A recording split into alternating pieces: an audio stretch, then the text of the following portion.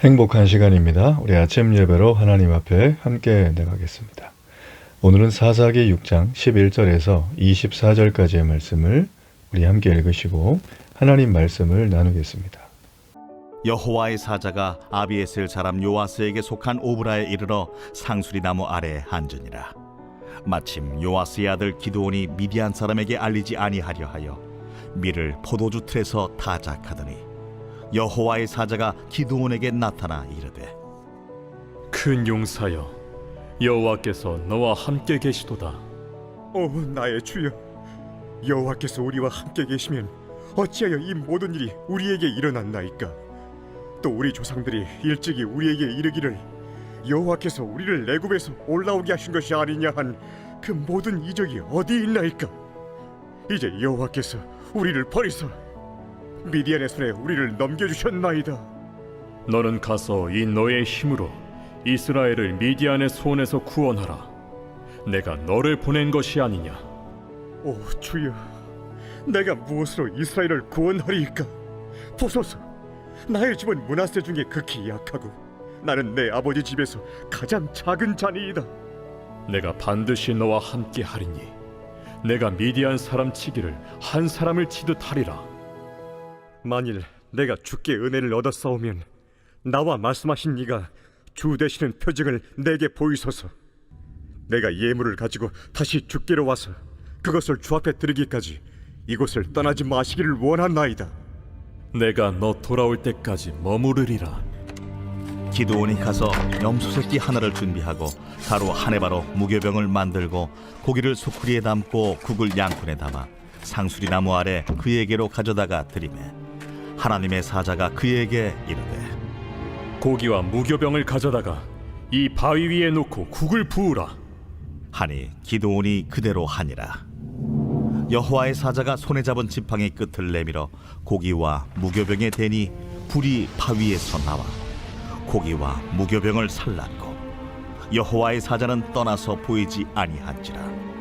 기드온이 그가 여호와의 사자인 줄을 알고 이르되, 슬프도소이다 주 여호와여, 내가 여호와의 사자를 대면하여 보았나이다. 너는 안심하라. 두려워하지 말라. 죽지 아니하리라 하시니라. 기드온이 여호와를 위하여 거기서 제단을 쌓고 그것을 여호와 살롬이라 하였더라. 그것이 오늘까지 아비에셀 사람에게 속한 오브라에 있더라. 성경에서 하나님께 쓰임받은 인물들은 대부분 믿음이 특출한 사람들이었습니다. 자, 그렇다고 그들에게 약점이 없는 것은 아니었죠. 그들도 하나님의 약속을 온전히 의지하지 못해서 때로는 의심하고 실수하고 넘어지기도 합니다. 그래도 하나님은 그런 연약한 사람들을 통해서 구원의 역사를 이루십니다. 오늘 본문의 주인공 기드온이 그런 사람입니다. 11절에 보면 여호와의 사자가 기드온을 찾아오죠. 그리고 12절에 넘어가면 그를 큰 용사라고 부릅니다. 자, 그러나 기드온은 그런 호칭으로 불릴 만한 사람이 아니었습니다. 여기 말씀해 보니까 기드온은 미디안 사람들이 두려워서 밀 이삭을 타작하는 것을 들켜서 뺏길까봐 두려운 나머지 아무도 모르게 포도주 틀에서 타작하고 있던 굉장히 소심하고 평범한 농부에 불과했습니다. 하나님은 기드온이 가진 이런 두려움, 이런 평안이 없는 삶, 그의 연약함을 다 아시겠죠? 근데도 하나님은 그를 용사로 불러주십니다. 왜 부르실까요? 여러분, 그것은 하나님이 연약한 기드온과 함께 하셔서 그를 용사와 같이 강하게 만드실 것이기 때문입니다. 하나님이 함께 하시면 어떤 사람이든지 놀랍게 변화될 수 있습니다. 모세는 불같은 성격이었죠. 자신의 동족을 괴롭히는 애굽인을 그 자리에서 죽여버린 사람이었어요. 자, 그런데 하나님이 함께 하시자 모세는 이 세상에서 그처럼 온유한 사람이 없다라는 평가를 받았습니다. 그는 자신을 끊임없이 원망하고 자신의 권위에 도전하는 이스라엘 백성을 그 온유한 성품으로 받아주면서 무려 40년 동안이나 이끌어갈 수가 있었죠. 하나님은 어떤 분이실까요?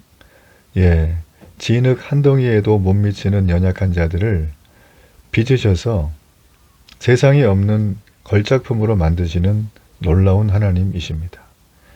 여러분, 그러므로 하나님의 부르심이 내게 있다면 나의 부족한 모습, 약함 때문에 좌절하고 절망하지 마십시오.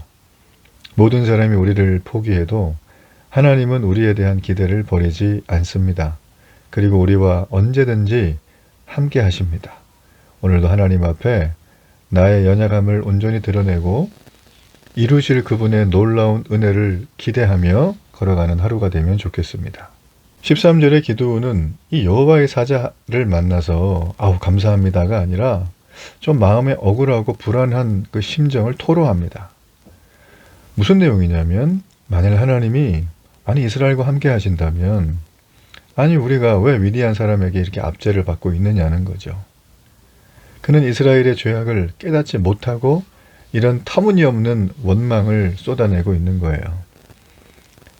그런데 그럼에도 하나님은 이 기드온을 사사로 부르시죠. 내가 너를 통해 이스라엘을 구원하겠다라는 것입니다. 여러분, 우리가 잊지 말 것은 금방 말씀드렸지만 우리가 완전해서 신실해서 우리를 부르시고 사용하시는 게 아닙니다. 우리를 변화시키기 위한 긍휼과 사랑의 방법이에요. 이게 하나님의 일하심이죠. 하나님은 기드온에게 너는 가서 이 너의 힘으로 이스라엘을 미디안의 손에서 구원하라는 14절의 사명을 주시죠. 여기에서 이 너의 힘은 기드온이 가진 힘이 아니라 하나님이 그와 함께 하셔서 공급하시는 힘을 말합니다. 그에게 힘을 주실 것을 말씀하시는 거죠. 여러분, 하나님이 우리를 일꾼으로 부르실 때는 그 일꾼에 맞는 사명과 함께 또 사명을 감당할 능력을 주십니다. 그러니까 우리는 일을 두려워하지 말고 내 능력에 맞는 사명을 주세요가 아니라 하나님의 사명에 맞는 능력을 주십시오. 자, 이것을 감당할 수 있도록 하나님 앞에 구해야 됩니다. 기드온은 15절에 보면 이제 내가 너무나 약하고 가장 작은 지파에 속해 있는데 아니 뭔 또 하나님의 부르심이에요. 자, 이렇게 얘기를 했어요. 근데 하나님 16절에 전혀 다른 말을 하시죠. 너는 미디안 사람 치는 걸 한 사람 치듯 할 것이다. 약속하십니다. 이거는 뭐 퍼펙트한 승리를 주겠다는 얘기죠. 그러니까 이거는 뭐 하나님의 그 입장에서 볼 때는 가능한 일이지만 기드온 입장에서는 뭐 전혀 상상도 할 수 없는 불가능한 미션입니다. 여러분, 불가능한 미션 뭐 이뿐이겠습니까? 기드온의 삶에 너무 많았겠죠? 그러나 하나님은 이 불가능한 미션을 능히 감당할 수 있도록 이끌어 주십니다. 기드온은 이런 상황 속에서 하나님 앞에 표징을 구해요. 그랬더니 하나님이 놀라운 표징으로 응답을 해주시죠.